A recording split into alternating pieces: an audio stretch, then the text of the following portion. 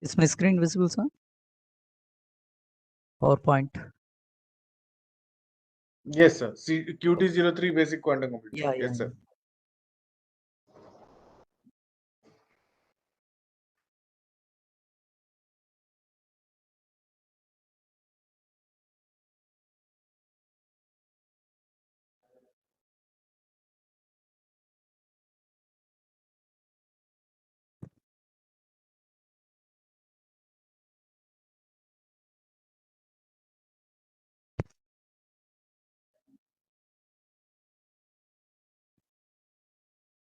So very good afternoon to one and all present here.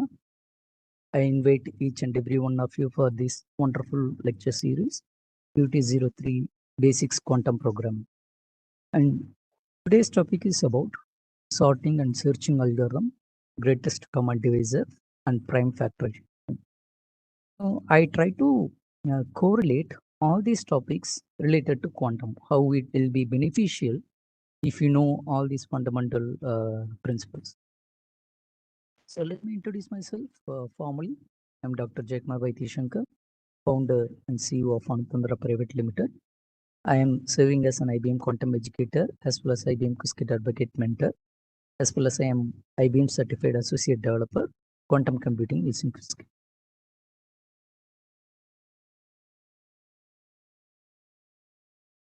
So let us discuss about what is sorting algorithm.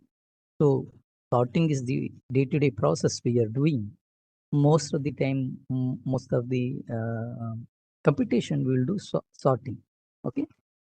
So sorting algorithm is an algorithm that puts elements of a list into an order.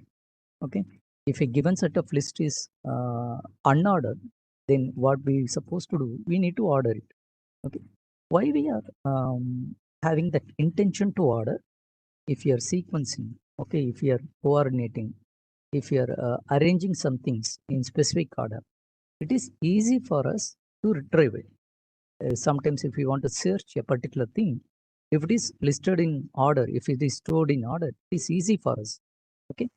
So in computational also, if you have some data, the data is arranged in some certain order, it is easy for us to do computation as well as to search something. Okay. So sorting is very key important performance in day-to-day life or computation also. Right.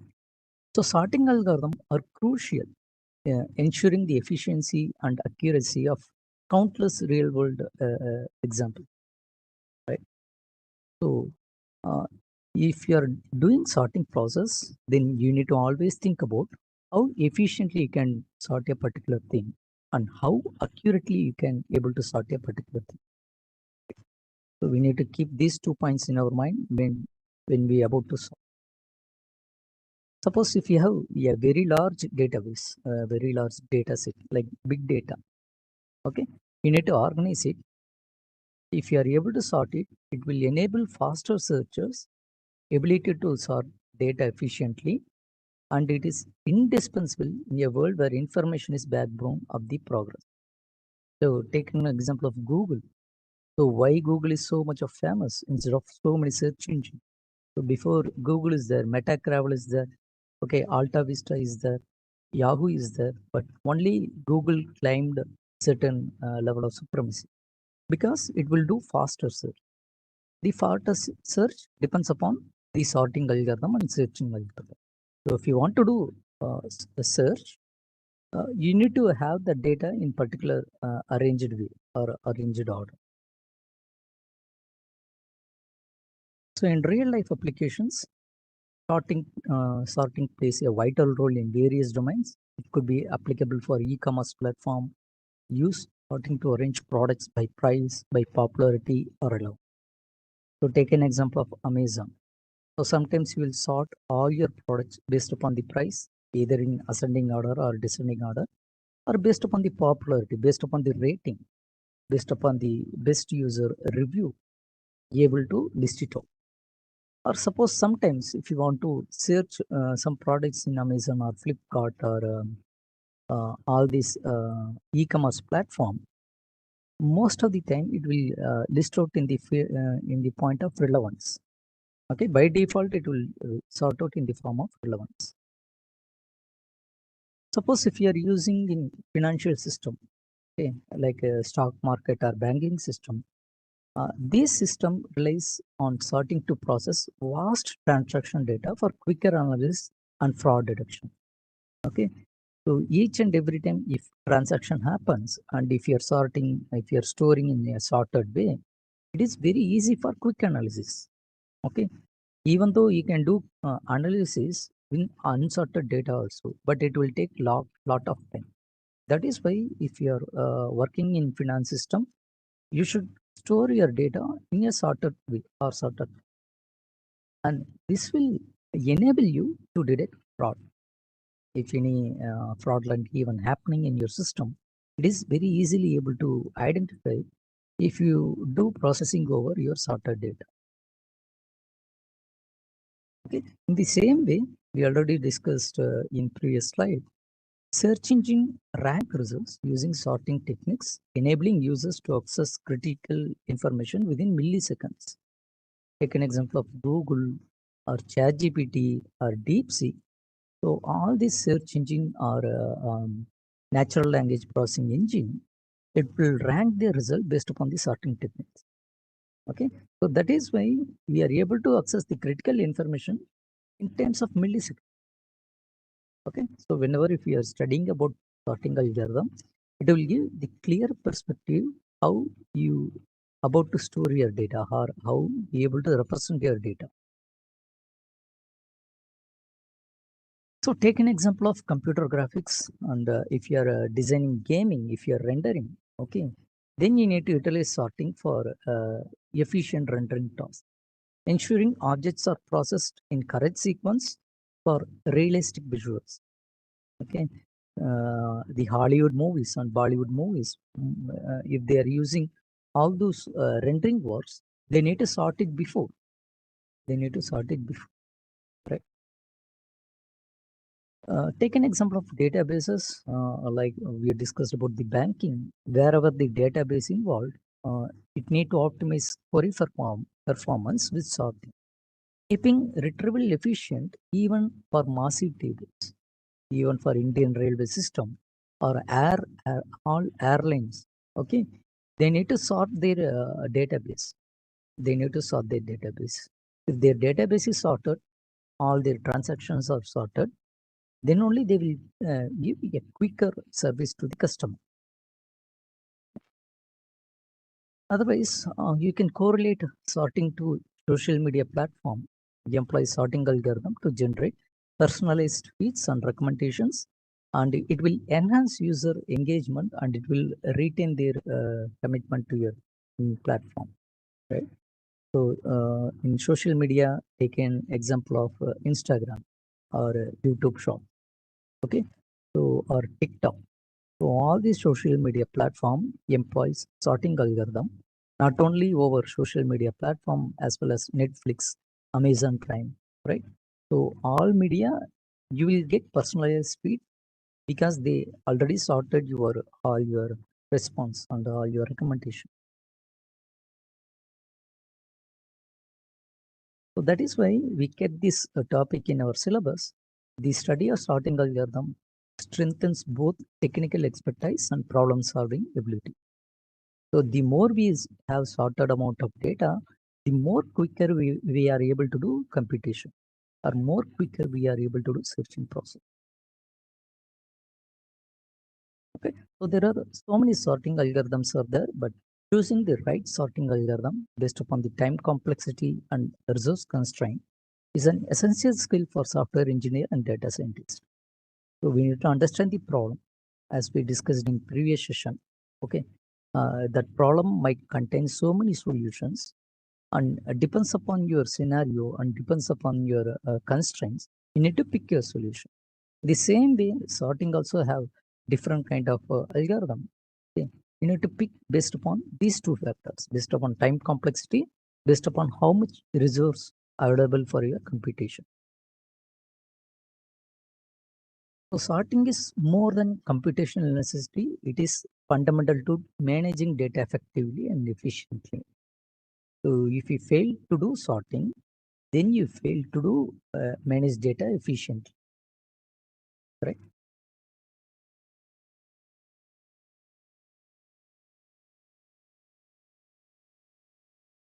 So take an example of this 43521, which is unsorted input, right?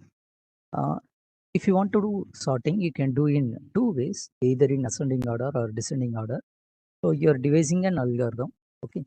Either this algorithm will do ascending or descending. So here we are doing ascending order.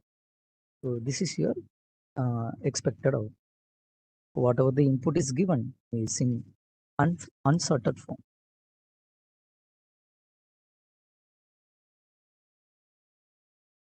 Is in unsorted form. Okay. Whatever you got, it is in sorted form. The more you have sorted data, the more efficiently you can do computation. Not only computation, you can do two things. You can do efficient computation as well as you can do efficient searching. Okay. So if you have home with a organized structure, it is easy for you to search. Okay. If you have a key holder, it is very easy for you. If you don't have key holder and if you are placing keys at random places, then it is very difficult for you to access the key. So in hurry, it will take a lot of time to find out our keys. So if first we're going to look at an example. Before this, I try to give a coding part for you. Okay. So you can check your canvas. You can check your canvas. I uploaded all your PDF files and also Python, interactive Python notebooks and the Python code and C code, whatever we discussed in previous class.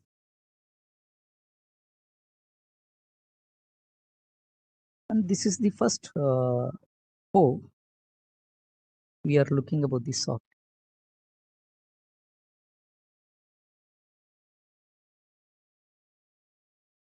So check your code. Check your code.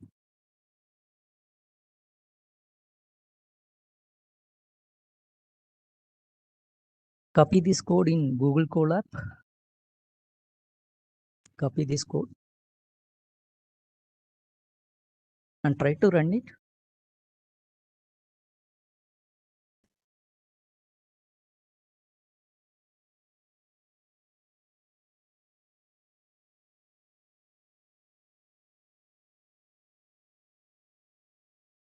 So this is the given input. This is the given input. It is in unsorted form. It is in unsorted form. Okay, 528194. If you're calling a function numbers.sort, this list is called with this function. This is predefined function. This sort function is predefined. Okay. Then it will arrange all your number to its list and it will update. And this is your expected output. And try to run this code.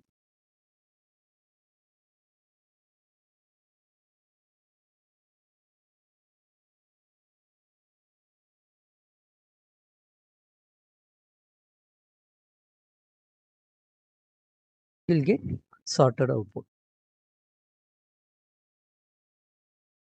Are you able to get the output? All of you.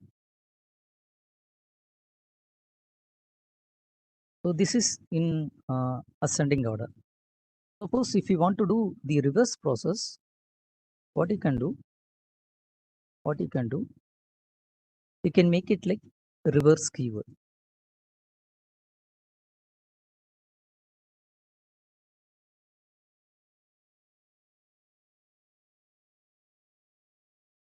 So this will tell your sorting function to do in descending order.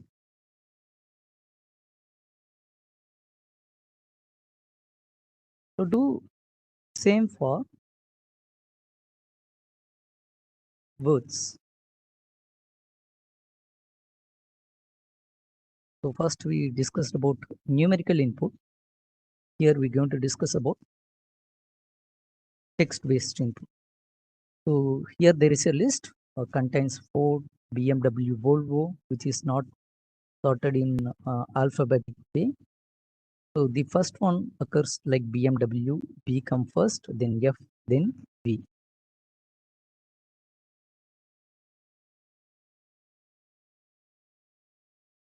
Next, what you can do, you can arrange your text-based input based upon characters.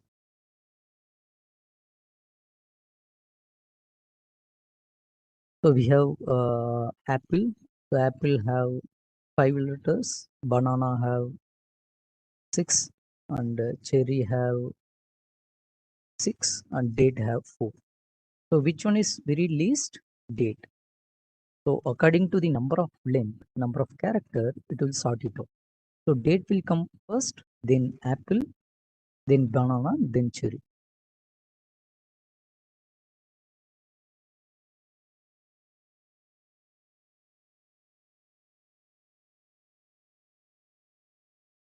We can do in multiple ways. Let's see.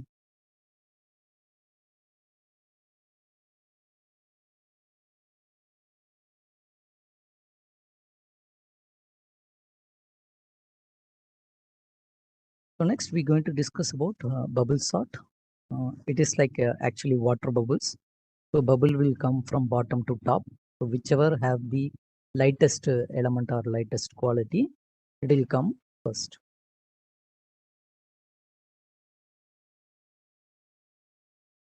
So bubble sort is simplest sorting method for arranging numbers either in ascending order or descending order. So it is up to us. You can choose. It will repeatedly traverse the list and comparing adjacent element, and it will swap if it is necessary. Otherwise, it will leave as it is. Right.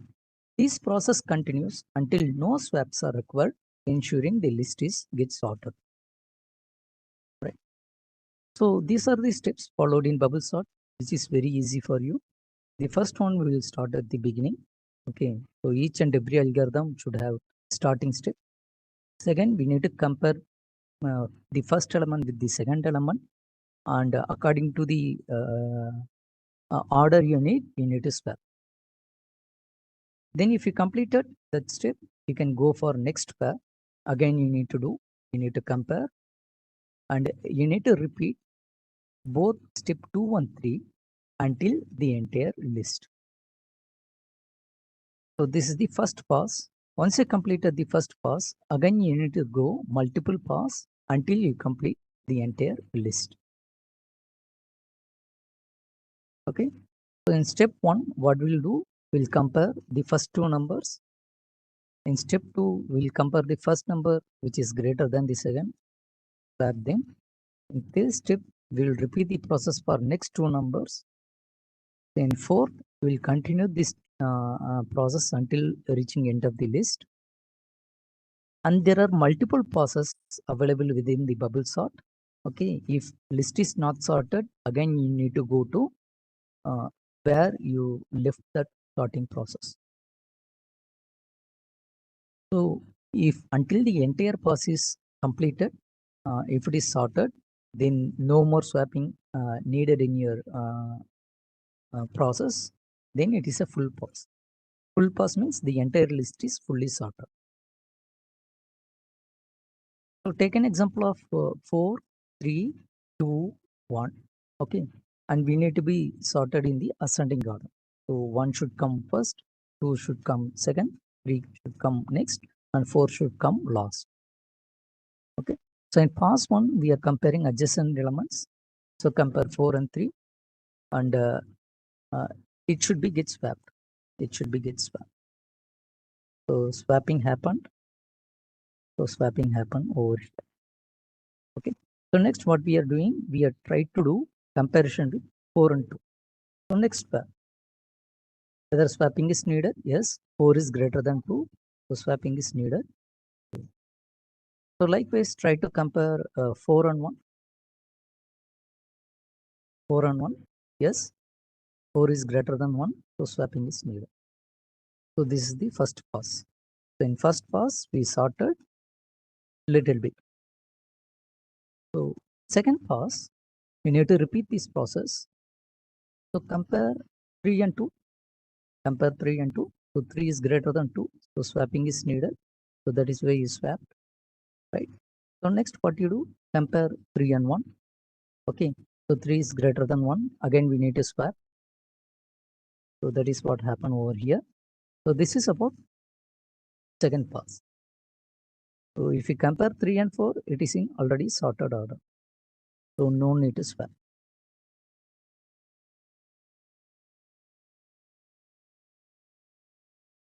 So two passes completed. In third pass, try to compare the first two elements, 2 and 1. Yes, 2 is greater than 1. So swapping is needed. So you got 1, 2, 3, 4. Now you compare 2 and 3. So swapping is not needed. 3 and 4, swapping is not needed.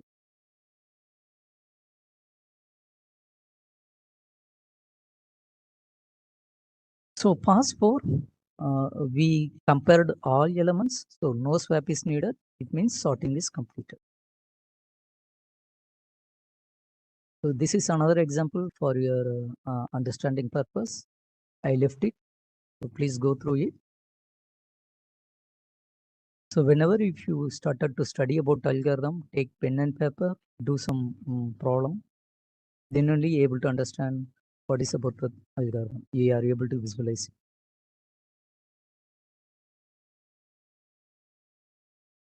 So this is what we discussed in previous class. So before writing code, you need to go through pseudo code.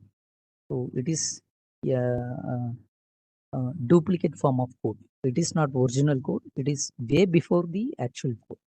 Okay. So this will combine both logical and logical plus mathematical plus little bit of coding element. Little bit of coding element. So it is like mixture of all. It is not actual code. It is not like actual uh, algorithm. It is like a pseudo code.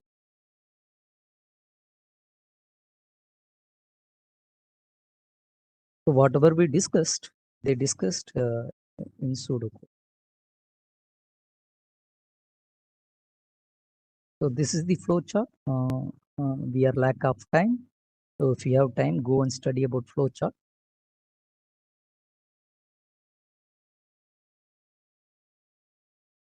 According to your input, this situation will vary because here everything is reverse order. That is why we need to do all the elements. Sometimes we will get sorted order in before that. And this is the Python code. I'll share this code with you. So before going to next step, what I do, I'll share bubble sort.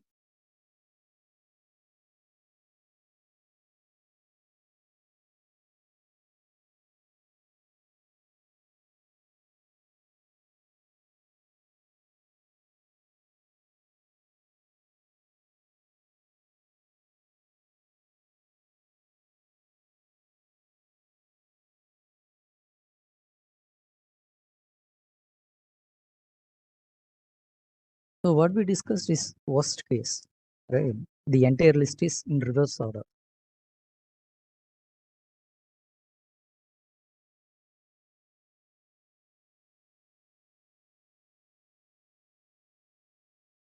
So let us discuss here. So this is the function definition. So this is function definition. Okay. So here we are passing list. Here we are passing input. So what is the input? 5, 1, 4, 2, 8. So we are passing this input to this function.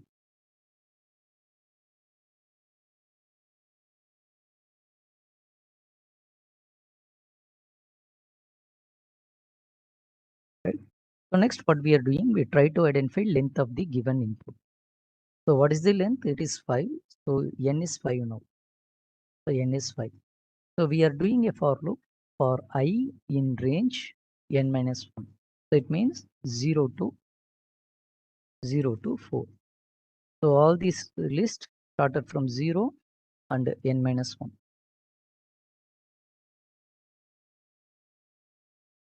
Okay. Then we are making the second for loop for iterating each and every pass, and we are picking the first element and we are picking the next element.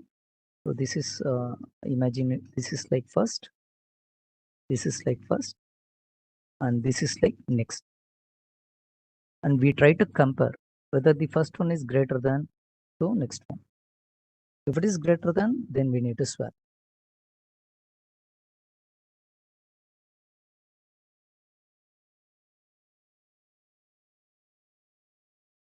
So try to run this code and it will get sorted out. Okay. So you can modify your input. You can modify your input. One or you can give in reverse order 8, 5, 4, 2, 1. If you run this, this is the worst case. So this is worst case because you need to go through all pass, the entire order in reverse. Suppose what you do, if you try to give the input,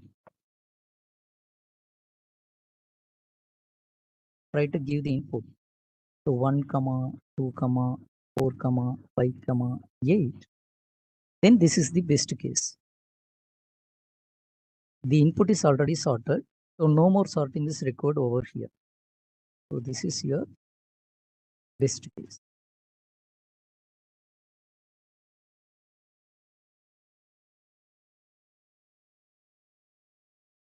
I already pasted a link, a code over here. So randomly I will change 1,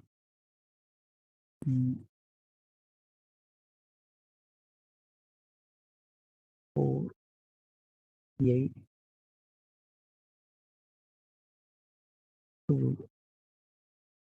Right. Once again I will share. Please check. This Python notebook I will share after this session. If you are asking about today's class, I will share later. So I need to modify.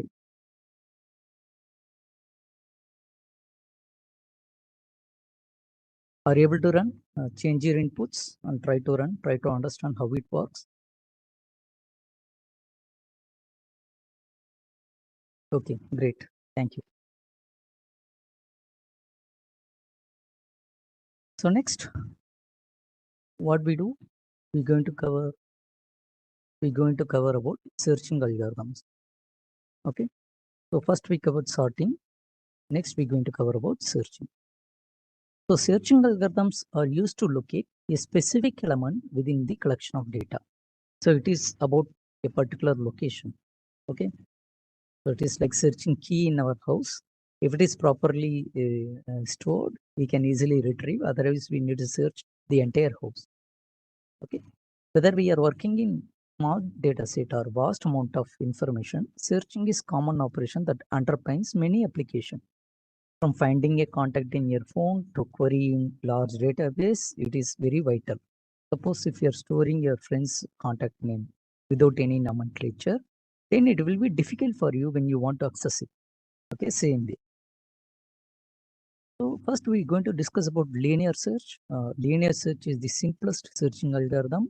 It sequentially examines each element in the data collection until it finds the target element or determines that element does not exist in the collection. So it is like whether you are searching, if it is available, you need to pop it up. Okay. Take an example of this list. It contains 13, 9, 21, 15, 39, 19, 27, right? Only two types because we don't have time and topics are very wider. Okay. So we are starting from location 0, first position, and the element exists over here is 13. So we try to compare 39 with 13. It is not available, but we try to move to next location. Again, we try to compare 39 at first place, sorry, second place, second location, you can see. So it is not matching. That is why we are keep on moving. So until we go at location 4 and be able to match 39 with 39, we're going to give the location. So what is the location we found? Location equal to 4. So this is the logic of this linear search. We are searching one by one, next to next.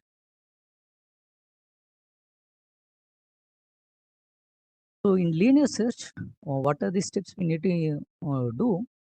Point number 1, start from the first element of the data set. Second point, compare the current element with the target element. So next step, the current element matches the target, returns its position. Okay. If not, move the next element and repeat the comparison until continue until the target element is found or data set ends. Okay. So this is again a numerical example. 34.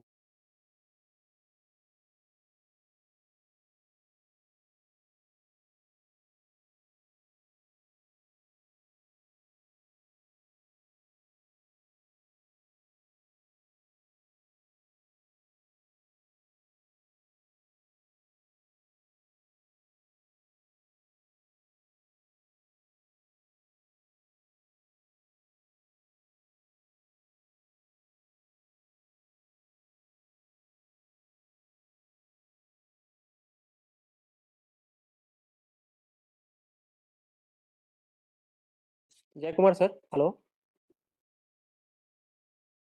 Hello, Jay Kumar sir.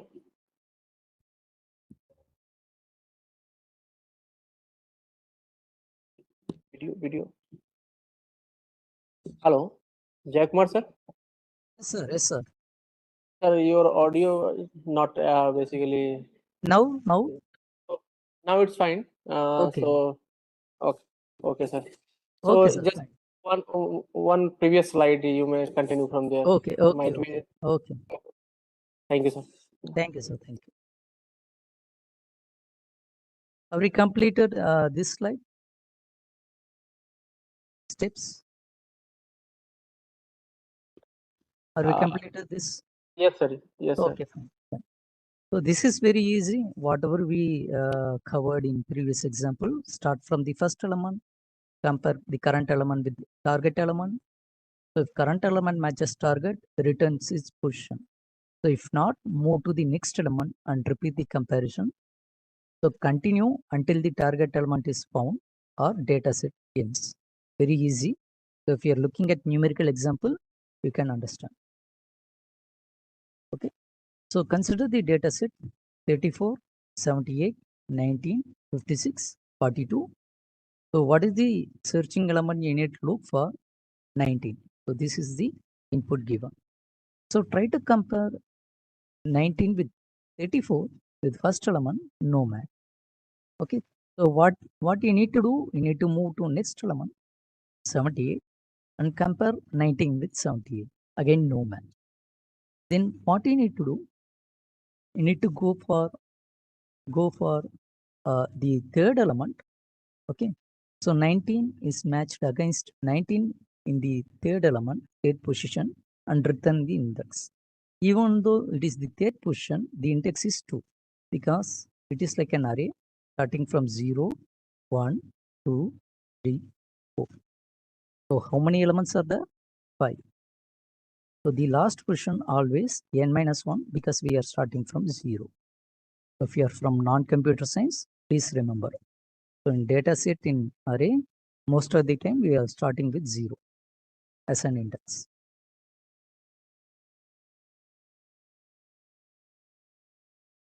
So this is about linear search. This is about the coding. I'll share this coding with you.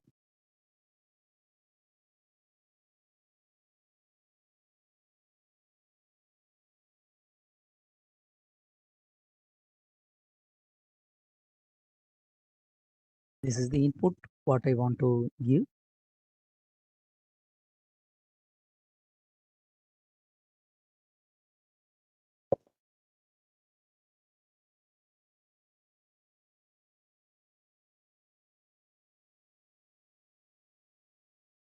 and this is the function for linear search.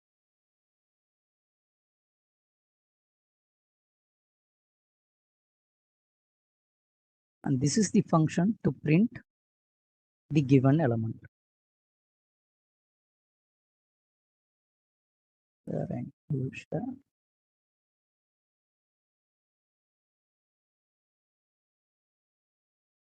So try to run this list. Array equal to 19832. Okay, it is in unsorted form. So next we need to do linear search. So what is the function definition? The first parameter is array. The second parameter is target. Okay, so line number 2, we are doing iteration, a range up to the n number of items. Okay, so for that we need to identify length of the given array. Okay, so next we need to identify each and every element,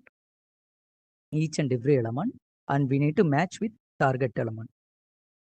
Okay, if it is matched, it will return, otherwise it will return minus for unsuccessful search. So come down. So we are defining a function to print your result. So this is yes. Yes is nothing but whatever the index you found. Okay. So whatever the index you found. So we are passing. I will separate each and every line.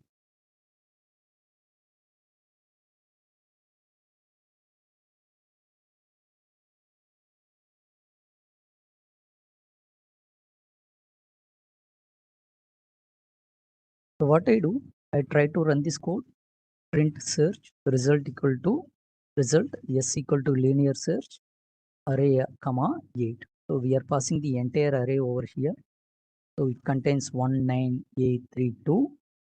Okay, so look at the index, look at the input what we are giving. We are giving 8. So whether 8 is existing in this given list? Yes, in the third location, and we try to do programmatically. So run each and every function. Try to run this. Element found at index 3. So what we are doing, we are adding plus 1. So what is the location actually? It is actually 0, 1, 2. So 2 plus 1, 3. We are returning this index value. Okay. So this is an example for the element which is existing in your list, and we are giving input as 5, which is not existing in your list. So it will do all your elements, it will search, it will compare. Okay. There is no element found in your list. So what it will do? It will return minus 1. So if the element is not matched, then what it will return? It will return minus 1. So here we are checking whether yes not equal to minus 1, yes not equal to minus 1. Okay. Then what it will do? It will print element not found. Element. So this is about linear search.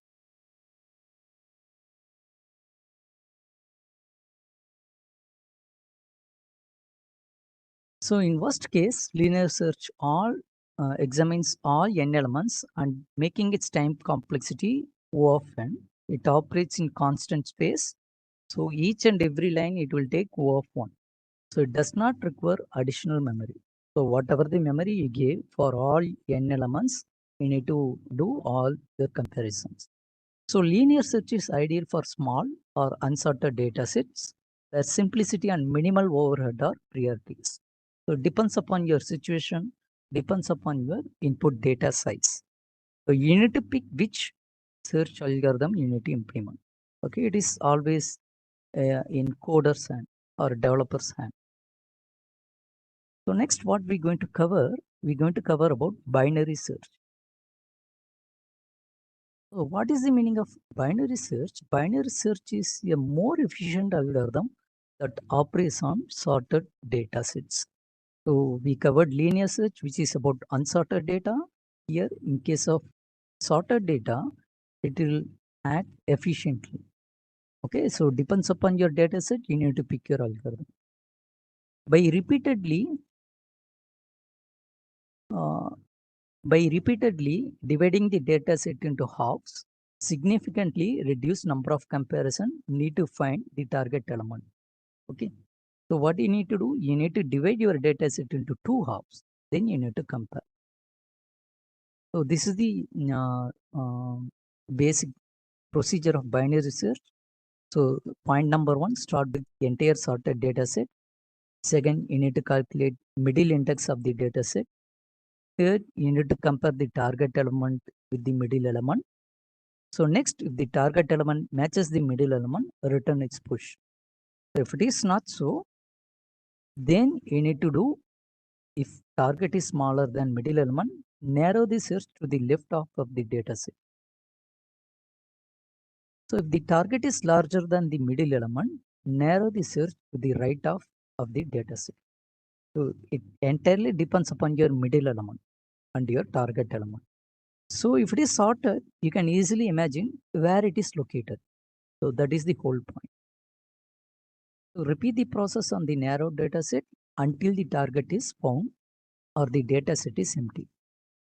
So it is like searching in the dictionary.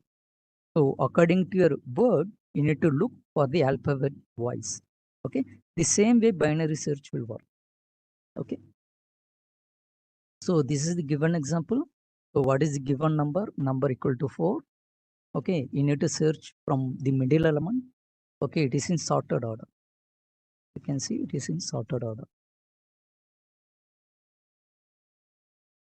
So what is the middle element? So 1, 2, 3, 4, 5, 6, 7. Okay, so 4 will act like middle. So you start with middle. So compare 4 with 7. So where 4 is greater than 7 or equal to 7, so it is less than 7. So you are picking on left side.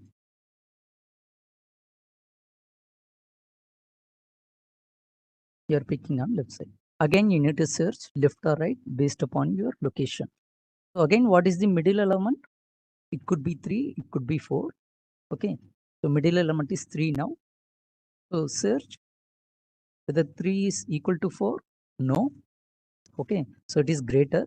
So you are looking for the next location. Now compare 4 against 4. Yes, it is located. Return the location. It is found. Yes, it is like divided convert. Exactly. So it works only if the data set is sorted. Okay. If we cannot use binary search for unsorted, it will take a lot of time. No point. Again, there is a numerical example. So 10, 20, 30, 40, 50, and we are searching for the number 30. So what is the first step? We need to identify the middle element. So what is the middle element? So index is 2. So 0, 1, 2, 3, 4. So what is the index? Middle element 2. So try to match 30 with location 2. So compare 30 with 30, match found, and it will return index 2. So this is an example for best case. So within a single search or single comparison, we are able to find the given element, right? So this is a sample code for binary search. I will share with you.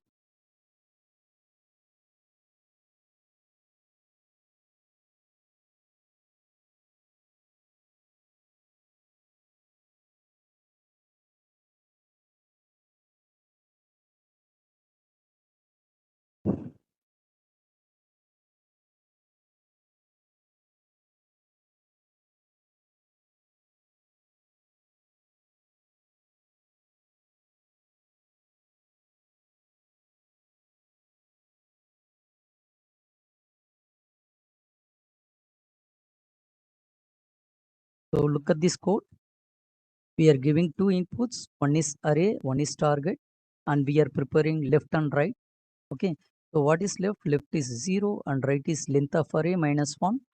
So we have the entire list. The range we are able to get.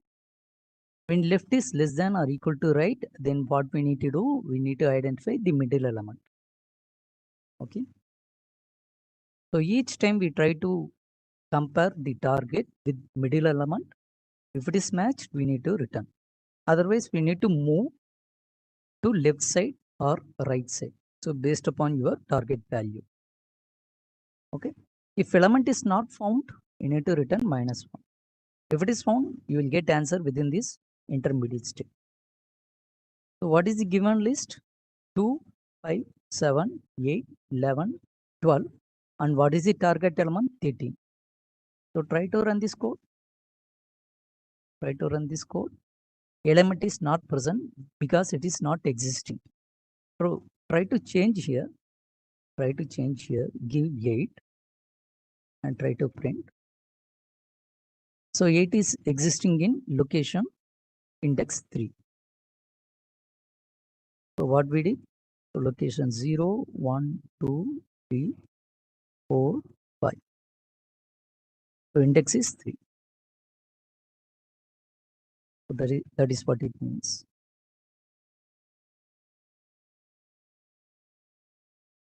Are you able to run? Are you able to get the output? So try to change this value and you're able to get to know how it is working. So why we are giving -1? It is a logic. So if element is not found, we are able to identify with the help of return -1.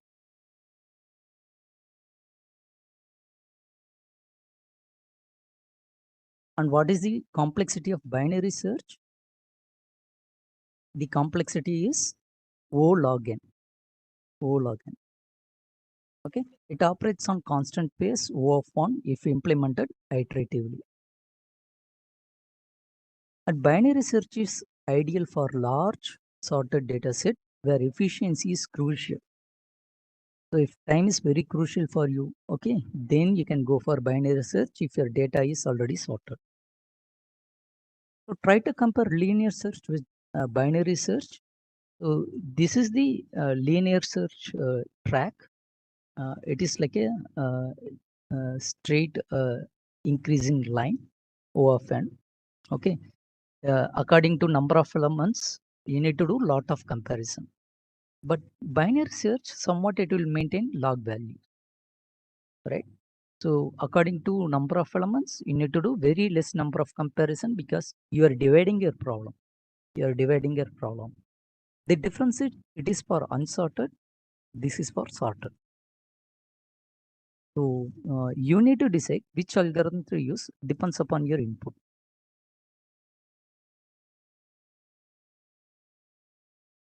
So next we try to compare search algorithms in quantum computing. So this is our crucial part. Okay. We covered search algorithm and sorting algorithm. So quantum search algorithms are available. It is like Groover's algorithm. Provides significant speed up for searching unsorted database compared to classical algorithm. So again, in quantum also, few algorithms are suitable for few types of input data sets. So you need to identify first. Okay. So these algorithms leverage quantum principles like superposition and interference to explore multiple possibilities simultaneously, achieving quadratic speed up in search time. So it is not like a classical algorithm. Okay, classical algorithm will never exceed to quadratic speed up, but in quantum it is possible. So that is why we are moving towards quantum algorithm. Okay. Suppose if you want to implement Groover's algorithm for unsorted data search, then this is the architecture. I am not able to go in detail because we have limited time. Okay. So this is the quantum circuit. Maybe in QT-04, QT-05, they will cover. So what is special about this Groover algorithm? It is developed by an Indian. So today what do you do? Go and search about Louvre Groover. Okay. He born and brought up in Meerut, India. He is having alma mater of IIT Delhi and he moved to US.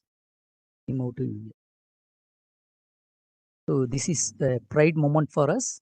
So at least one quantum algorithm developed and proposed by Lou Groover, and it is so famous for unsorted data set. So I will give a glimpse about Groover's algorithm, how it is working, not in detail, like a catchy way. Okay. Suppose if you want to identify a needle, so this is the haystack given. Okay. If you want to identify a needle, what is the best way? What you can do, you can use a magnet and you can scan across over all this haystack. Okay. At one fine point of time, you're able to identify. In same way, if you're looking for a item from the unsorted list, okay. So take an example of P. Okay, this is unsorted list.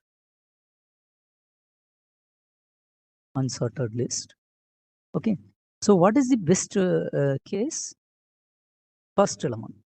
What is the worst case? What is the worst case? Last element. Sorry, worst case. And what is the average case? N by 2. Average or best. So you need to do minimum N by 2 tries in order to identify your element. So this is the logic. Okay. So N by 2 is the best. N tries at the most.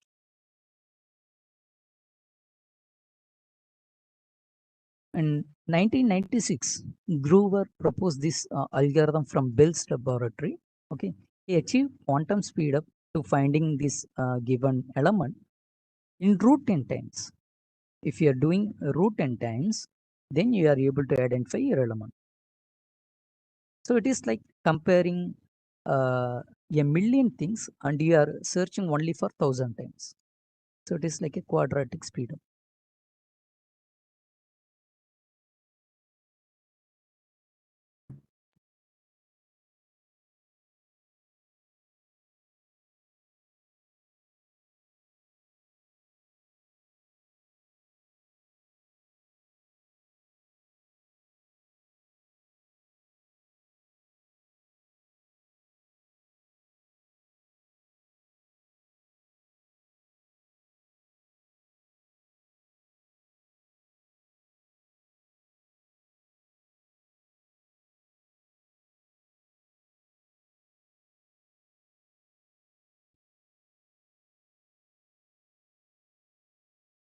So what is the best quantum way? So this is like solution. You will get the answer. You know what is the answer. Okay, first you need to identify the answer. Then you need to increase its amplitude. Okay, so this is the correct answer amplitude.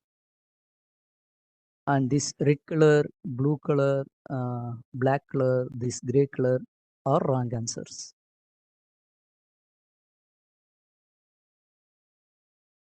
It is like amplification. Once you identify the correct answer, you need to stick to it. You need to increase its amplitude.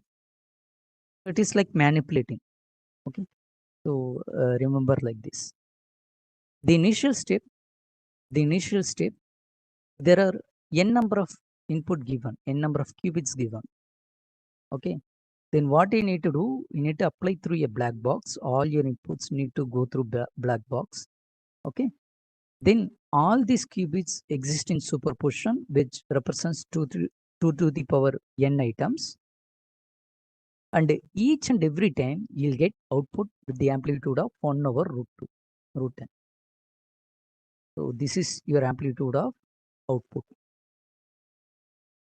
So how to do a search? Each and every time if you are passing an element, it need to mark the given element. Okay, this is the answer you are looking for. This is the element you are looking for. Okay, so each time this function will retrieve qubits and it will return 1 if the needle is found. So it will give result like 1 for here. Okay, so for each other elements, for all these elements, it will return 0. So it is like marking. Imagine like this. It is like a sample. It is like trying to understand.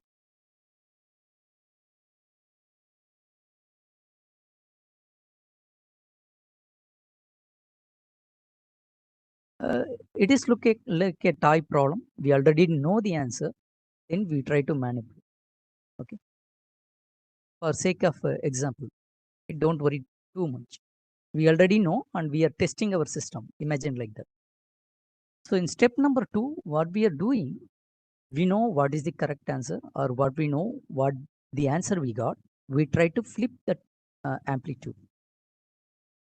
So this is the location we found as 1. So what we need to do, we need to invert that amplitude. Okay. The function then flips the phase of the needle by multiplying each qubit by -1 to the power f of x. So it is like alternative function. Alternative or alternator function. So it will only do for correct answer. So remember like this. So if you do measurement, the superposition state will get collapsed and you might end up with wrong answer because you cannot believe quantum system. Okay. Okay, you cannot believe quantum system in a single run. You need to do multiple times. So this is the basic logic if you are working in quantum. Okay. So next what we do, we need to identify the average of all the given amplitudes. What you are doing, you are taking the average. If you are taking the average, it will reduce the size of all your wrong answer. It won't impact the correct answer. It won't impact the amplitude of correct answer.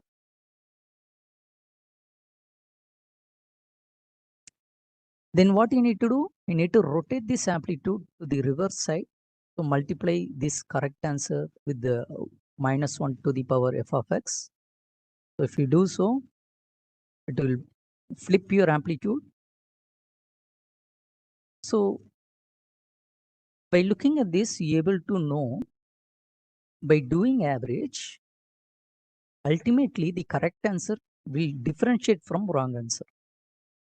The amplitude of correct answer will differentiate from wrong answer.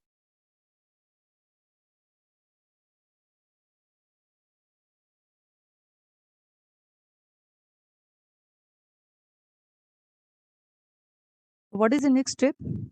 You need to repeat root 10 times. If you are able to do root 10 times, you are able to increase the amplitude of correct answer.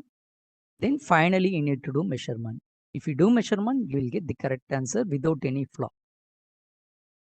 Okay.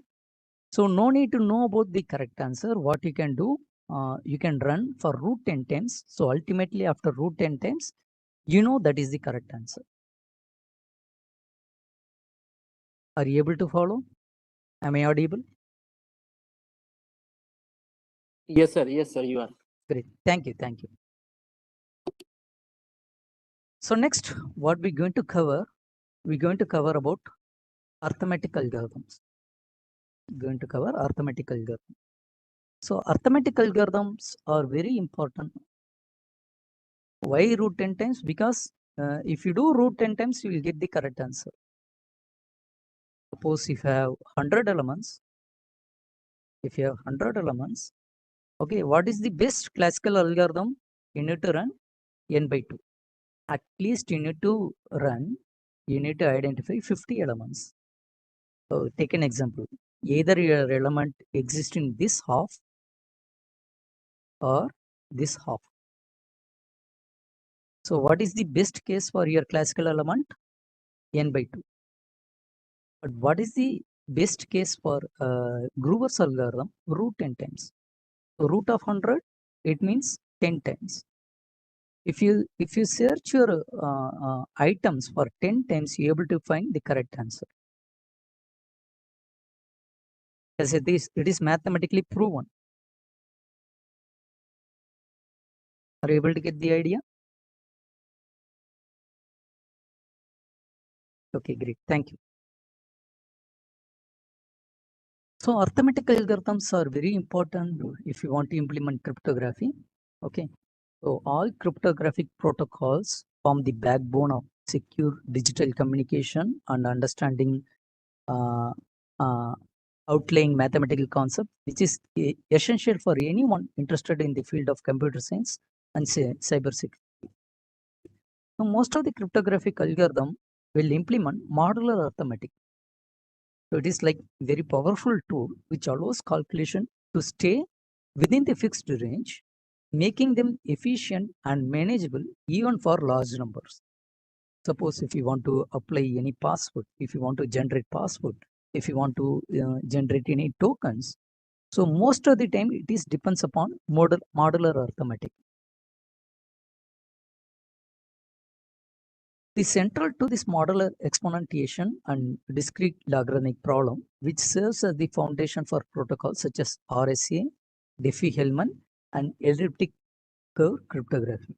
Suppose if you are using your Gmail, your Gmail is encrypted using RSA algorithm. All your passwords, all your digital credentials, wallets, everything is maintained by cryptographic algorithm like this. So if you are from non-computer science background, so this algorithm will help you to keep your data in secured way. Okay, so everything is based upon modular exponentiation and arithmetic algorithms. So what is the meaning of modular exponentiation? It is the operation of raising a number to a power and under a modulus, and it is used in many cryptographic systems.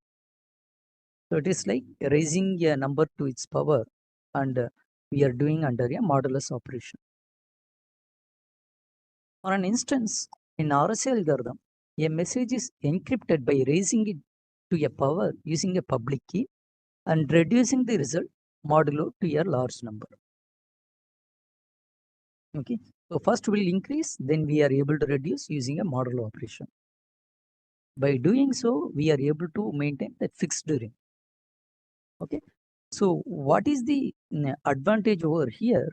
The difficulty of decrypting this message lies in the fact that the reverse operation known as prime factorization is computationally infeasible for large primes. So all this process, what we are choosing prime numbers. Because prime number have some mathematical property, very difficult to factorize,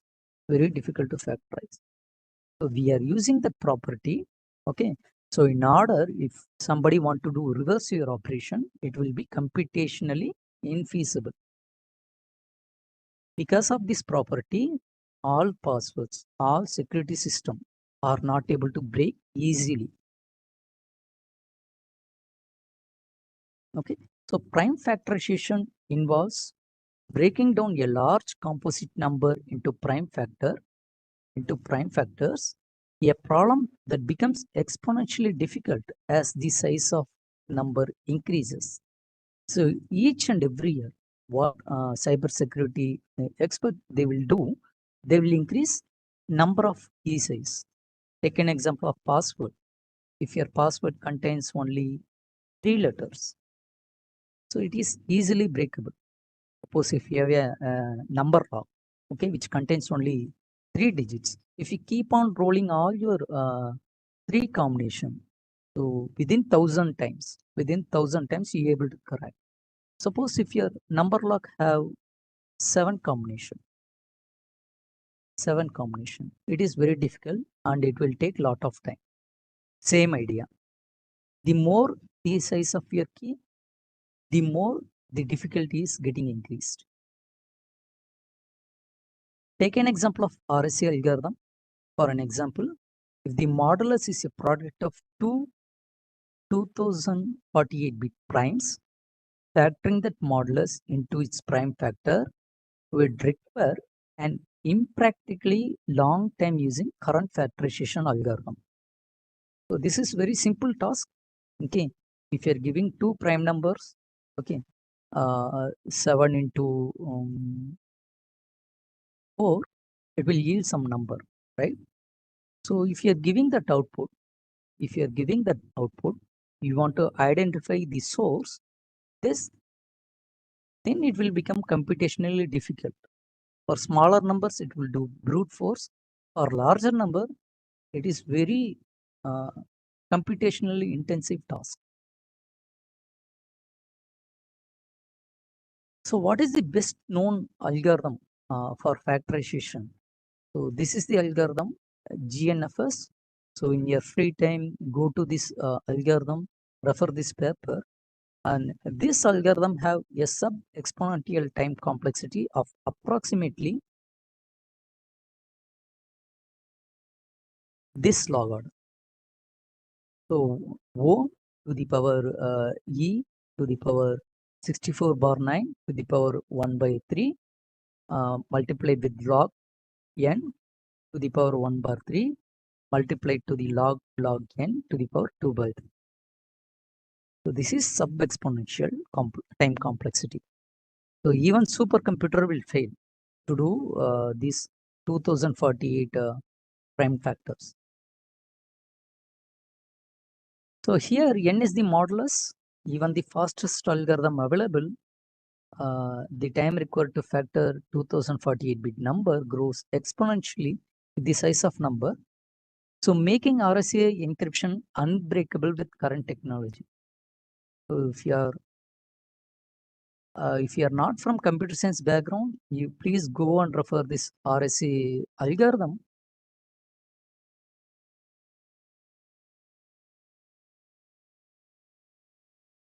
So this is exponential time complexity. This is exponential time for an example. And this is sub-exponential.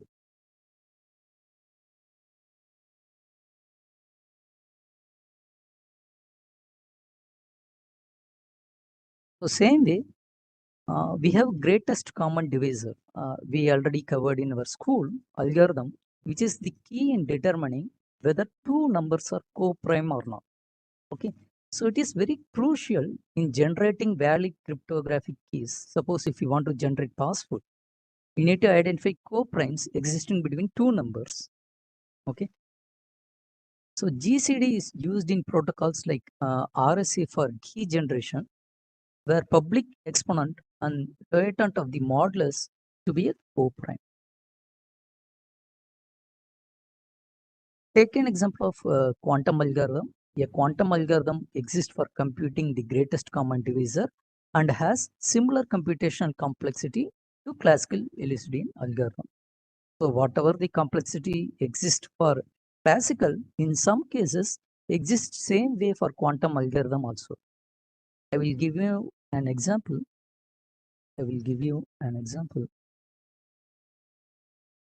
Take an example of doing 2 plus 2. 2 plus 2.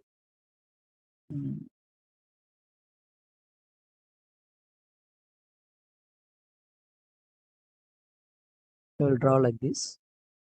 Take an example of 2 plus 2. Here you have classical system, normal system. Here you have quantum system. If you are writing a Python code for 2 plus 2, if you are writing Python code for 2 plus 2, what is the output in classical? If you are running a algorithm or a program for 2 plus 2 in Python, for the first time, what is the output you will get in classical? 4. Great. If you are running for second time, you will get 4. If you are running for third time, you will get 4. If you are running for fourth time, you will get 4. So input is constant. Input is constant. Operation also constant, plus then your output also constant. Output also constant. So this process is called deterministic computing.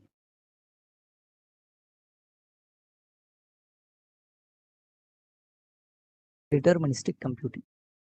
Okay, if you know your input, if you know your operation, you can predict your output. The same calculation, if you are doing in quantum, first time you'll get 4, second time you'll get 3, third time you'll get 2, Fourth time you'll get 1. Yes, you can put in chat box. If you have doubt, you can put in chat box.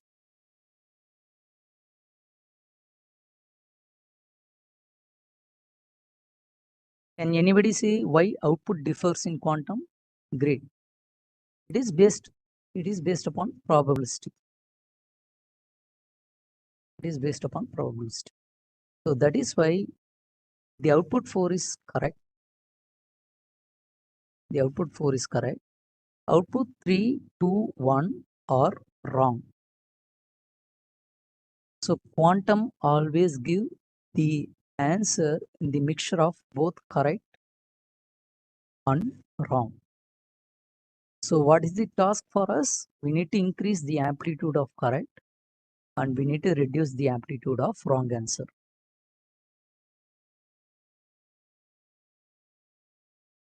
So this is what we covered in Groover search algorithm, right? We try to increase the amplitude of correct answer. So this quantum algorithm leverages or hidden subgroup problem, which is similar to Shor factoring algorithm. So if time permits, I will try to cover Shor factoring algorithm. So it involves explicit quantum circuits implemented using quantum gates, computer simulation, and expected outcomes.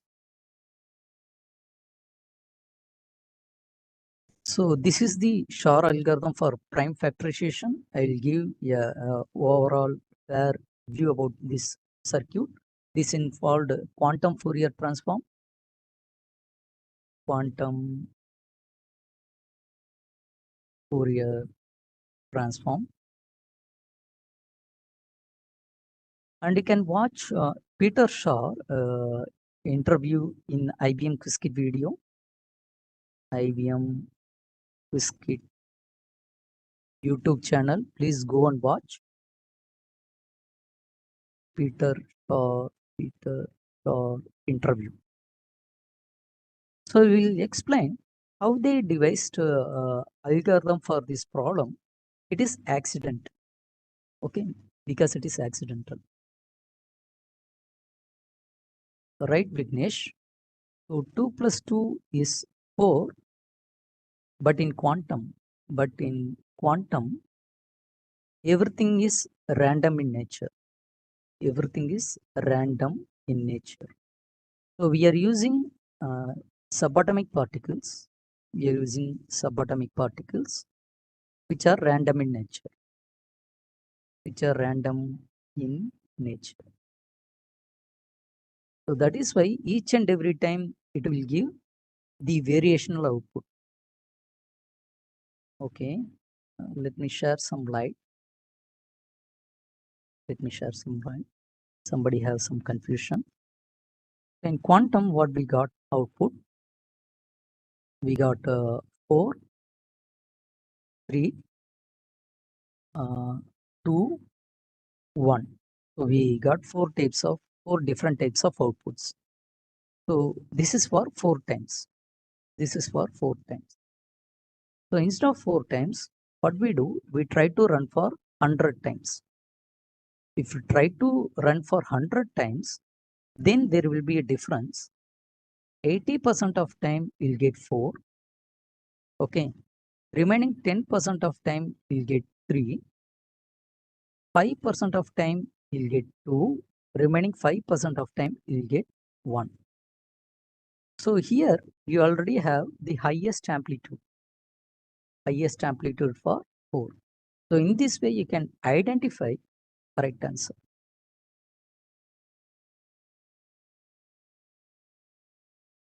Are you able to understand, Vignesh? Yeah, sorry to mention. So if you do measurement, you're able to know which one is correct. More likely you will get the output 4. Okay. So let's discuss about Shor factors algorithm. I try to give the glance. I don't know whether you're able to cover everything. It is like a cartoon, right? So what is the problem given over here? We need to identify factors. For 21, it is very easy for us. For 209, also able to compute. But if I'm giving this huge number, then you will struggle. Ultimately, computer will struggle to find co-primes. Okay. So in a reasonable amount of time, you cannot identify. So in classically, how will you do? We'll do starting from I equal to 2, where I less than root of 21. We are incrementing this I value each and every time. Then we are doing this modulus operation. So if it is totally divisible, then it will return the result. So this is the classical approach. So this will take exponential time. We already covered about special number field sieve theorem. So this is the best possible algorithm to solve this prime factorization. Okay, how quantum will do? It will find factors in polynomial time. So compare the exponential time and polynomial time. So much of difference. So much of difference, right? So each and every time we try to divide and we try to get the remainder and we try to look some patterns. We try to look some patterns. We'll cover the basics of Shor algorithm. If n is given like 21, okay, so what is the generic formula? X square equal to 1 mod 21, right? So we already know the answer. So for 21, the answer is 8. If you do 8 square, it is 64, right? So obviously x square equal to 64 means x equal to 8, which is already known to us. Okay, don't bother how you got the answer. Okay, then there are two possibilities. So 64 minus 1 divides n exactly, right? So it will give two factors. Either 8 plus 1 could be one solution or 8 minus 1 could be one solution. So we got two numbers 9 and 7 over here, which will exactly divide 21. Again, if you factor 9, you will get 3, 7. So this is the general procedure to compute for n equal to 21. So take another example, n equal to 15. Okay. So what is the generic formula? X square equal to 1 mod 15. It should give the clear remainder, right? So 16 equal to 1 mod 15. It means x square equal to 16. Then x equal to 4. So 16 minus 1 divides n exactly. It will lead to two factors, either 4 plus 1 or 4 minus 1. Then what we do? We try to get the two numbers 5, 3. It exactly divides 15. So apply this logic, try to make a generic formula. So if you want to solve the given number to find x, then you need to follow x square equal to 1 mod n. To factorize n, you need to divide that n with x square. You need to leave remainder 1. Okay, exactly need to do. Then it will create two factors. X square minus 1 divides n leads to two factors. So x plus 1 or x minus 1, right? Then you need to multiply to check whether it is properly divides or replicates that number. So if x square equal to 1, you ignore it. So this is the basic structure. Are you able to follow? Great. So what Shor algorithm will do, we need to do with random guess. Okay. So in quantum, a random process, a random guess, a random computation is very common, right? Because if you apply superposition,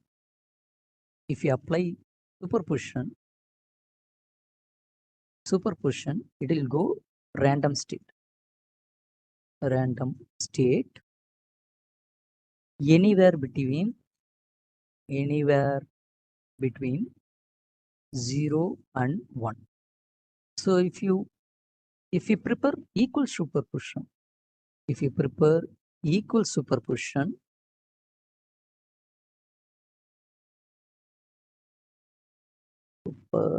position, imagine like this, 0 and 1, it will go exactly 0.5.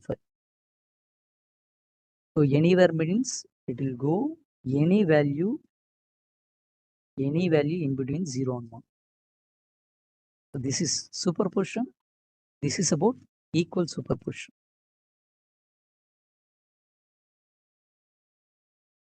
So what is the random guess? We need to ignore 1. We need to start with x equal to 2. And we need to raise to its each and every power. So raise the power. So 2 to the power 1, 2 to the power 2, 2 to the power 3, and 2 to the power 4, and so on.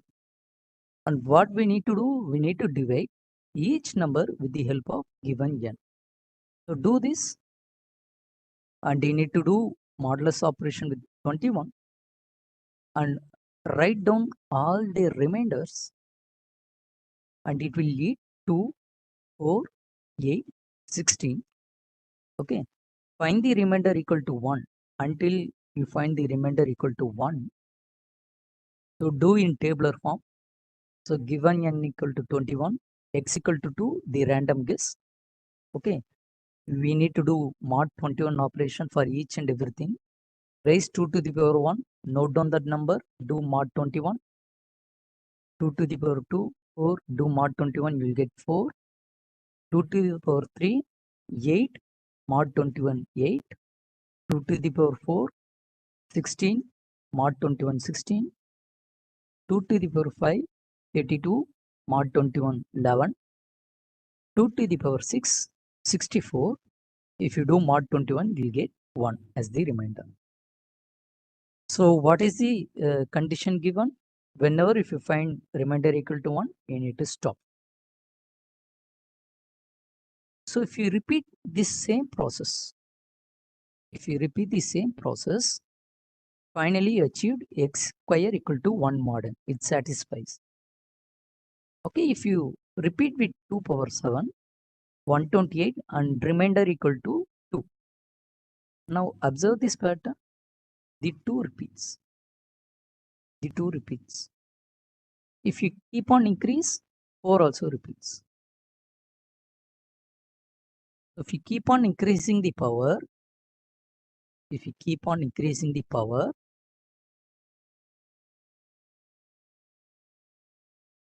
these same patterns repeat. So in artificial intelligence and machine learning, most of the time we try to identify particular pattern.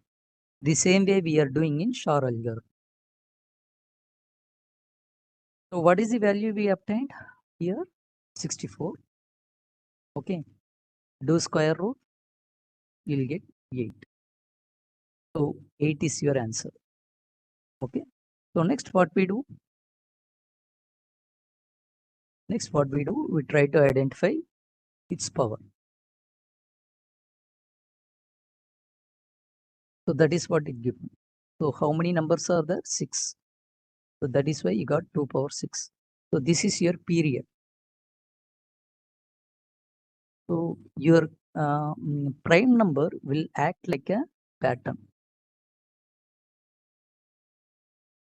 Your prime number will act like a pattern.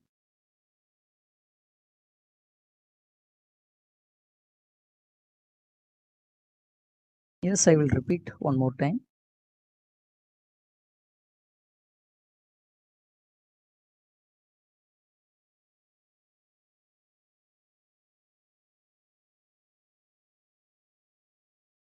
We'll start with the random guess. X equal to 2 raised to its every power, 2 to the power 1, 2 to the power 2, 2 to the power 3, 2 to the power 4. Divide each and every number by n. Okay, and do write down the remainders. So 2, 4, 8, it goes on, right? So do this process until you find the remainder equal to 1. So n equal to 21, x equal to 2, and you need to do mod 21 operation. So 2 to the power 1 is 2. Do mod 21 with that number. You'll get the remainder 2. 2 to the power 2. So likewise, you do all these steps. So what is the given condition? Until you need to find remainder equal to 1. So this exactly finds your factor. Okay. So this is the common terminology we covered in previous slide. If you keep on increasing the same process, you will find the pattern. The same pattern you can find, are able to observe. The same pattern, it is repeating over here.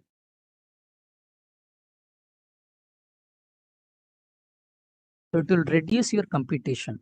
This is what I mean. Okay. So at what power you got this 64? At what power? 2 to the power 6. Okay. So what is the value you got? 64. Do square root of 64. You got 8.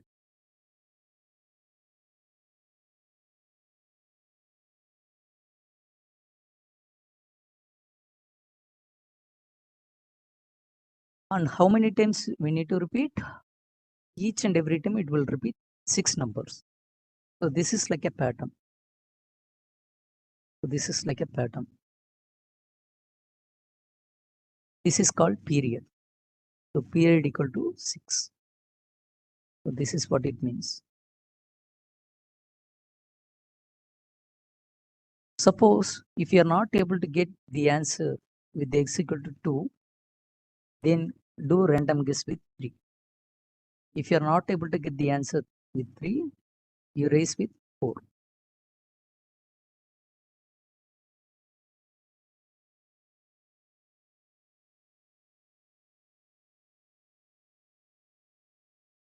We try to have a look about factoring. Completed. Repeat. This is a simple algorithm for GCD. I'll share this code.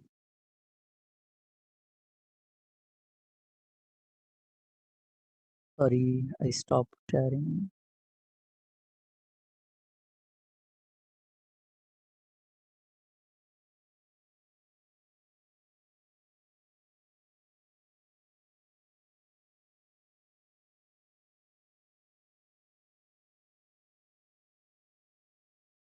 I try to explain this code.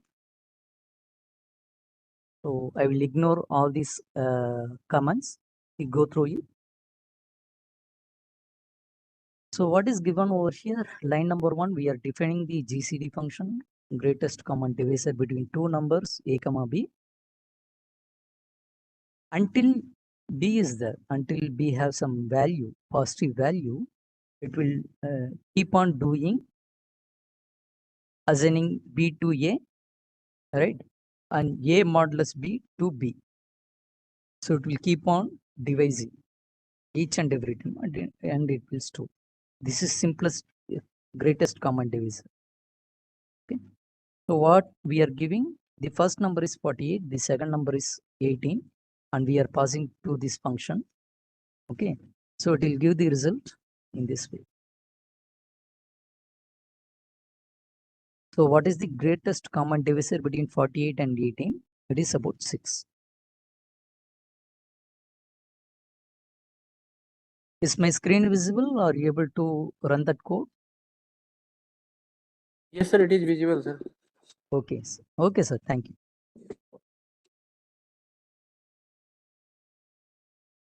And this is the classical prime factorization algorithm. Okay, I'll share this code with you.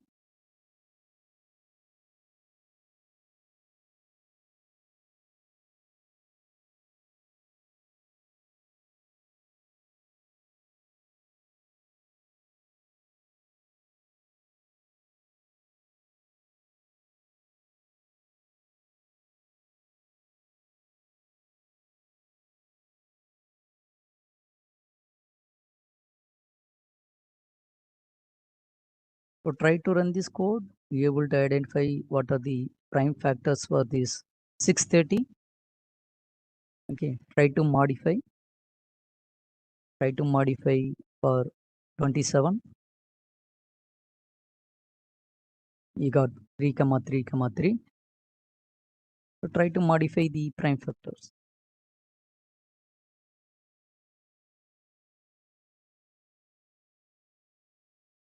If you are giving 7, there is no more co-prime, only 7 will remain. as it is. So give like 9. So it will have 3 comma 3. So let's discuss about this code. Whatever the input you are giving, number, okay, it is passed to your n. Okay, so this is your function definition, and we are creating empty list in line number 2, and we are declaring with d equal to 2 because we are starting with 2. Okay, where we are multiplying 2 into 2, and whether we are checking whether it is less than or equal to given n. Okay, so if it is less than or equal to, it will go for this while loop. This is sub while loop. Okay, so here it will do n modulus d equal to 0. Whether it is divisible, it will check. If the given n is divisible by 2, then what it will do? It will append in your list. So this is one of the divisible number. Okay, again it will do floor division. So n, you can notice this double slash we already covered in previous lecture with d. So it is actually like n equal to n double slash d. It is shorthand notation, right?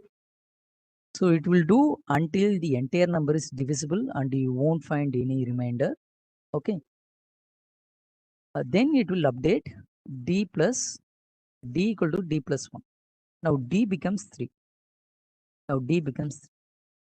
So it will do until it is less than or equal to n. Suppose if n is greater than 1, if your number is greater than 1, then it will upload all these factors. So this is how we will get all prime factors.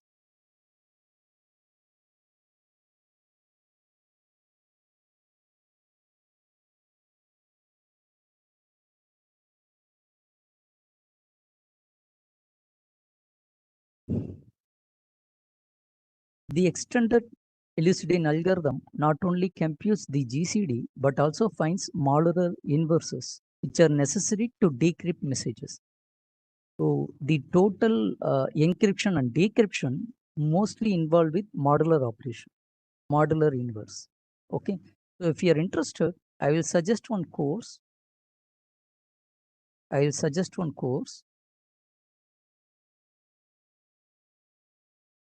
So go to IBM Quantum Platform. IBM Quantum Platform.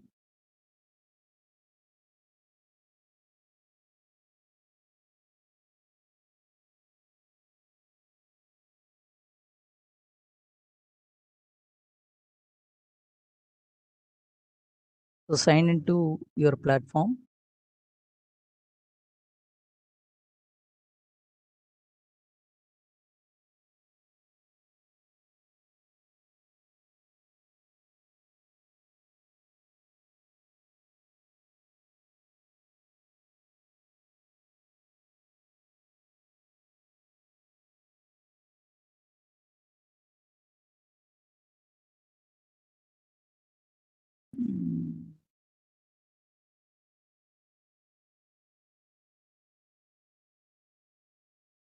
Login.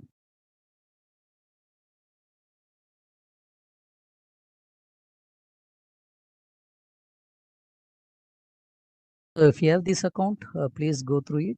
I will share this link with you.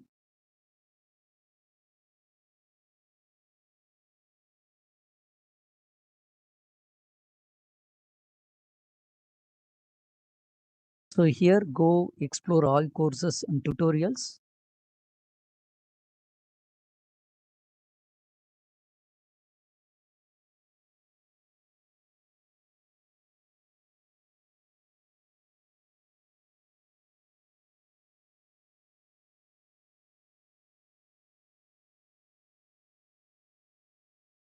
So whatever we discussed, you can do a complete course over here, Practical Introduction to Quantum Safe Cryptography.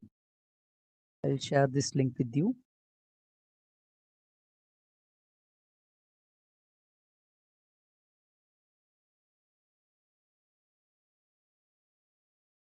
So look down. So go to the course. lesson structure. Maybe the lesson 2 you'll get some functionality. I'll share this link with you.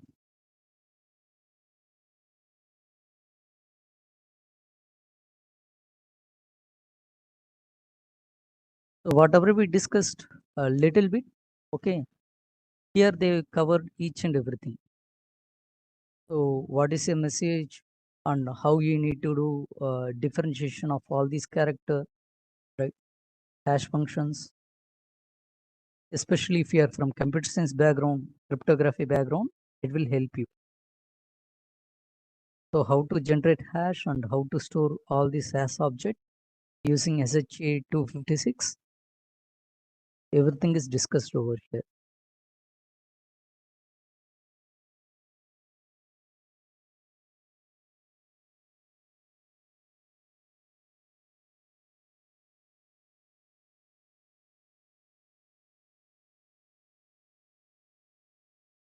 Here they mentioned about Groover's algorithm. We already covered. Okay, so you can go through it.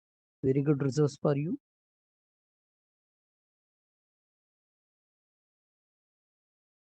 And whatever you studied in classical cryptography, they covered here also.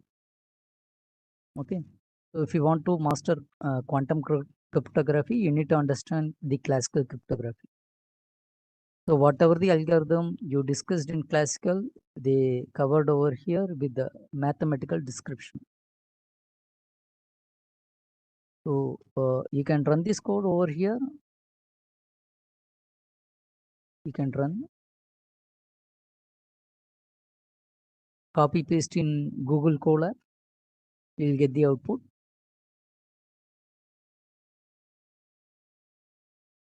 Sometimes you need to install some library and packages if it is needed. So check whether you are able to do so.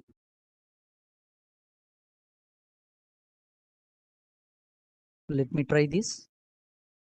Let me try.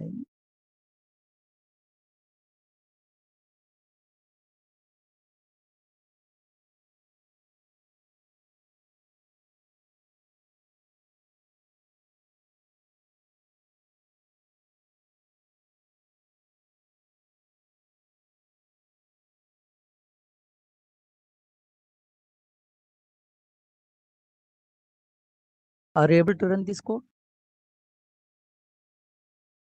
Anybody able to run this code?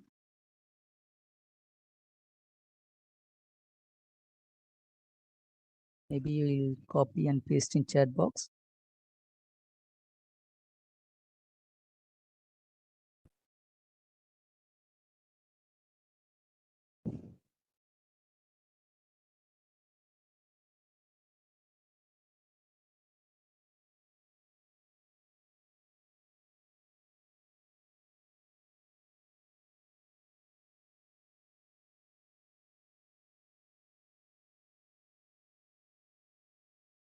So likewise, you can do. You can play around all this code. Very easy for you.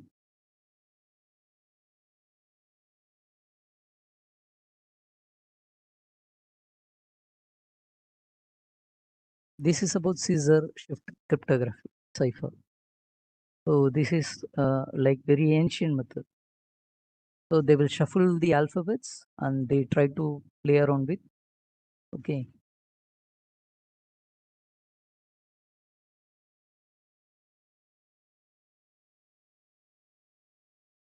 So we are able to highlight only few important topics about cryptography over here. And you can discuss what are the key lengths we discussed over here. Okay, and what is the key space. Okay, so if you increase number of key length, then key space will keep on get increased. So this is the factor. So we need to maintain key size as much as small in order to reduce the key space. If you keep on increasing the key size, then difficulty in key space also. And we cannot compromise with small key space because we need to maintain the integrity. We need to safeguard our data. It is like balancing, right?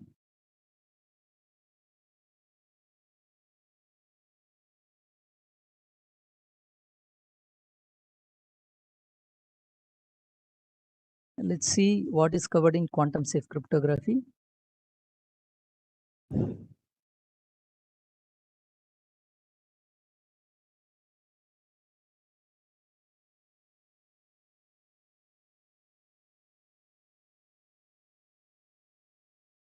So quantum safe, they covered lattice-based, code-based, multivariate. If you are from physics background or mathematics background, you can look about lattice-based cryptography. So it is very easy for you, right? So many mathematical people, physics-based people, they can come to cryptography.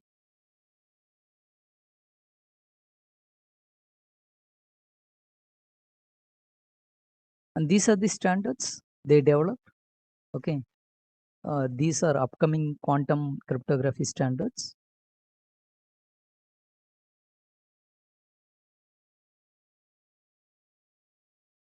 For each and every algorithm, they gave in detail description with code also. So simultaneously, you are able to learn, you are able to work, and you can modify this algorithm. You can able to publish papers, conference, journals. Everything is given over here.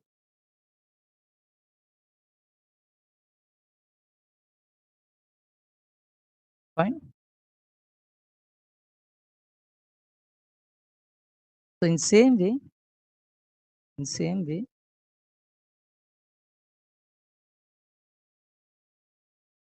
you can go for fundamental of quantum algorithm, what we discussed in previous classes. So in algorithmic point, you able to go.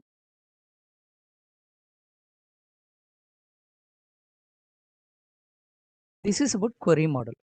So if you are dealing with the Groover's algorithm, they gave.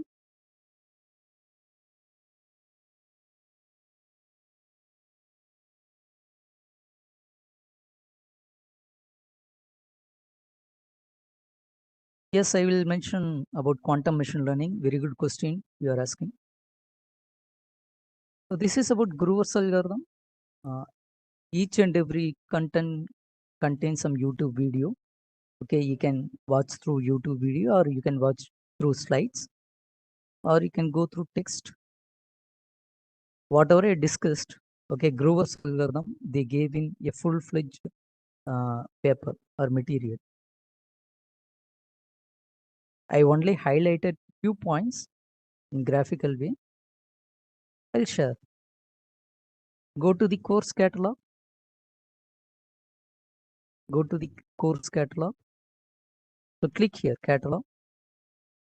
Then go to variety of course. This is under fundamental of quantum algorithm. So under fundamental of quantum algorithm, this is the last part, Groover's algorithm. So whatever we discussed, they gave in detail step-by-step explanation. Yes, code is working. Thank you. So if you go straight away to this course, you won't understand. So go step by step. I highlighted only few important properties. So this is about alternating amplitude phase. So if you are multiplying with -1, it will go from ZF to this quantum state. And if you are multiplying from -1 from here, it will go from psi to ZF. So it will change your amplitude phase or amplitude side between plus y-axis and minus y-axis. Yes, very good. This is about block sphere.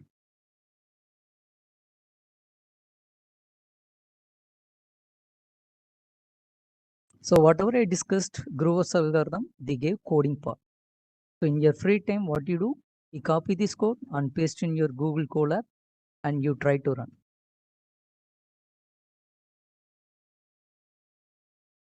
So all these graph we discussed, right, yesterday, how to do plot, scatter plot, linear.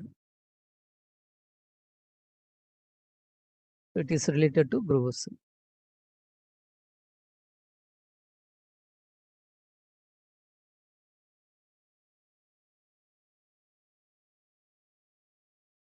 You can see multiple solutions, right? That is why. So quantum always give multiple solution, including right answer with wrong, and we need to identify depends upon its amplitude.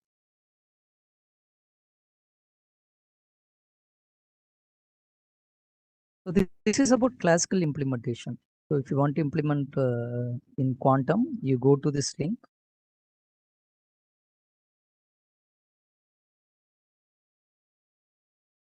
I'll share this link with you.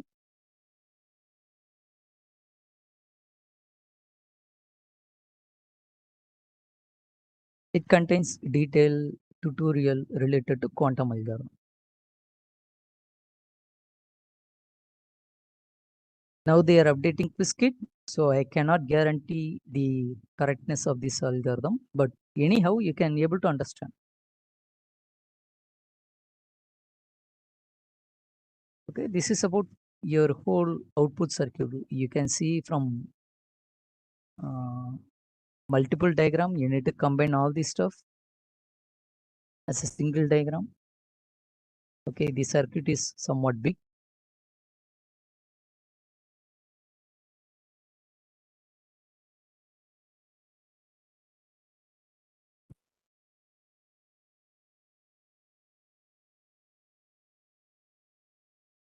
So another critical concept is discrete logarithmic problem, which forms the basis of key exchange protocols such as Diffie-Hellman. Suppose if you want to do transmission, communication, okay, from one point to another point, if you want to send mail, then everything have two different keys. Okay, you need to exchange your keys like public key, private key. Okay, public key means it is already available everywhere. Private key means you have some key and the receiver has some key and they need to have their own private key. Okay, it cannot be shared. Okay, the discrete logarithmic problem, a given base g, a modulus p, and a result y, and you need to find the exponent x such that this is the formula you need to use. G to the power x equivalent to y. You need to do mod operation with p for every given point y. Right? This is computationally difficult. So wherever there is a computationally difficult problem, you can use quantum computer in order to solve. So you can take decision in such a way. You can take decision in such a way to move my mouse. When there is computational difficulty involved, computational difficulty involved,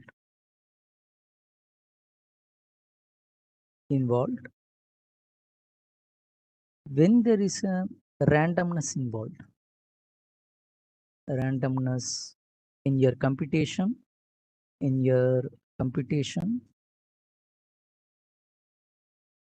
or calculation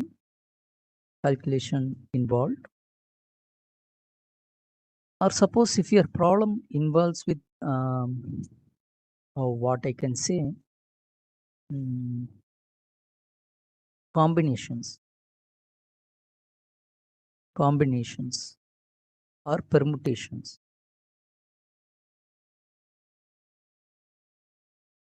In this type of scenario, we can go for quantum.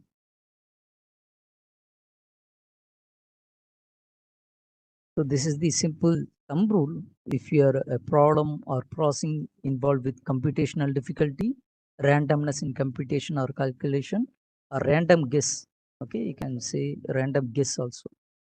For some problem, we need to do random guess. Okay.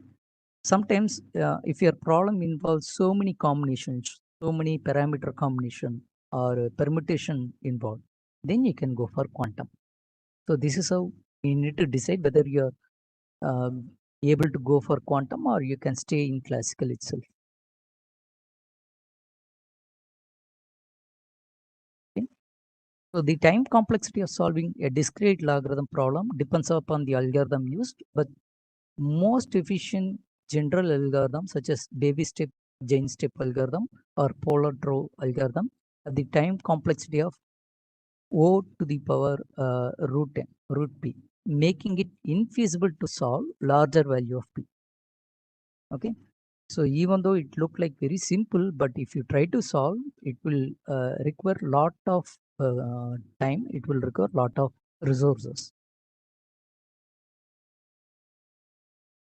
So this is famous nowadays, elliptic curve cryptography, which is built on similar principles, but uses arithmetic elliptic curves, making it even more efficient in providing strong security with smaller size.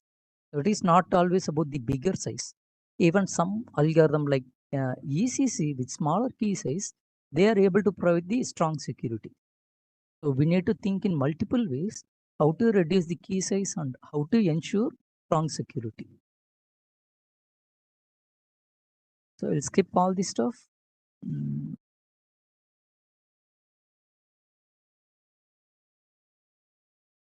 Okay. As the key size grows, the difficulty of solving these problems increase exponentially. So it will ensure the modern cryptographic system are resistant to attacks.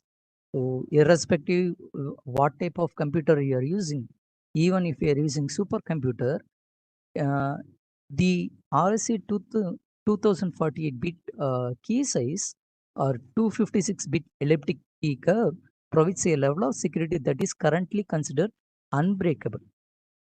Even if you have supercomputer, you cannot break those type of keys.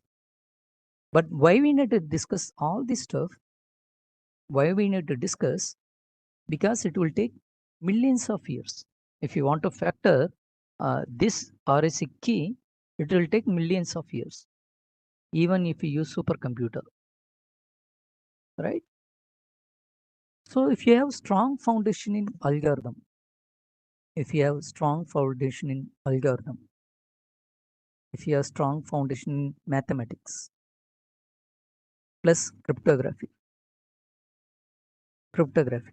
you can build reliable security system. In terms of algorithm, in terms of key, you are able to do secured messaging or secured online transactions. So everything is depends upon how good you are writing an algorithm, integrating mathematical complexity applied over cryptography.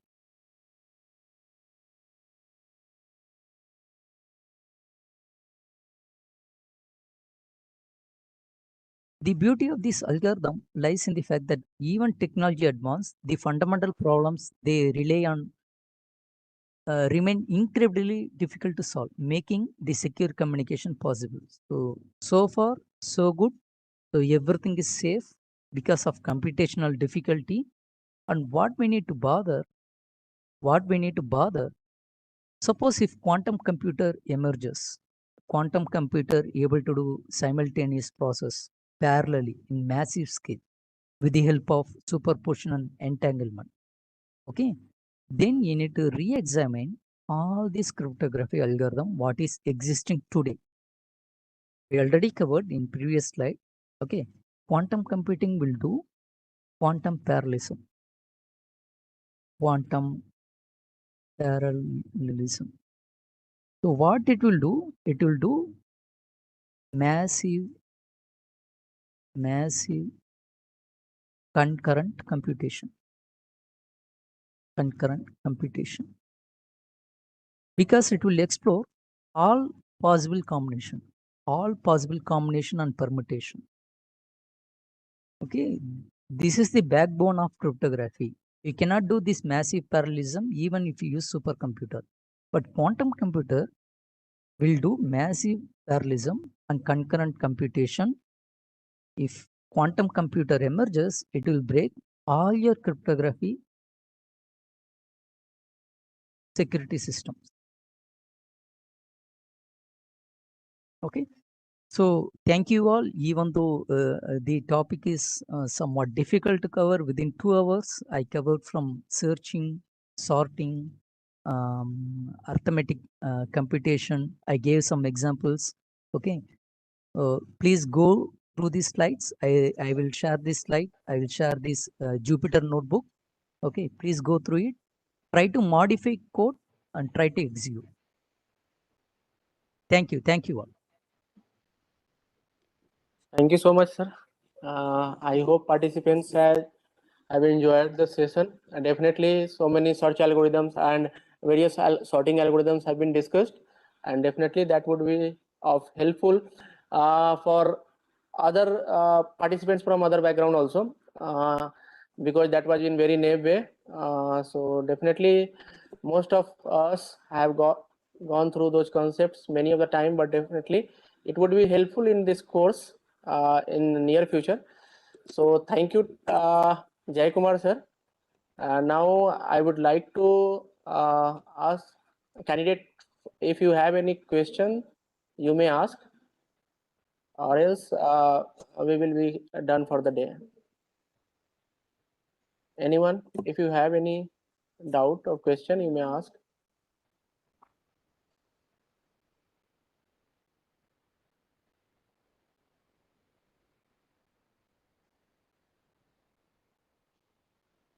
What I suggest, we can get question from participants. We can store like a repository. We try to answer in a bundled way. That is also Definitely, possible. sir. Then we are done for the day.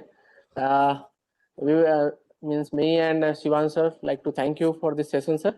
Thank you, sir. Thank you. We will be meeting tomorrow at the same time. Thank you so much, sir. Thank you, Shivan sir. Thank you, Vikas sir. Thank you, Jayakumar sir. It was a very informative session today. Okay, sir. So we will meet tomorrow.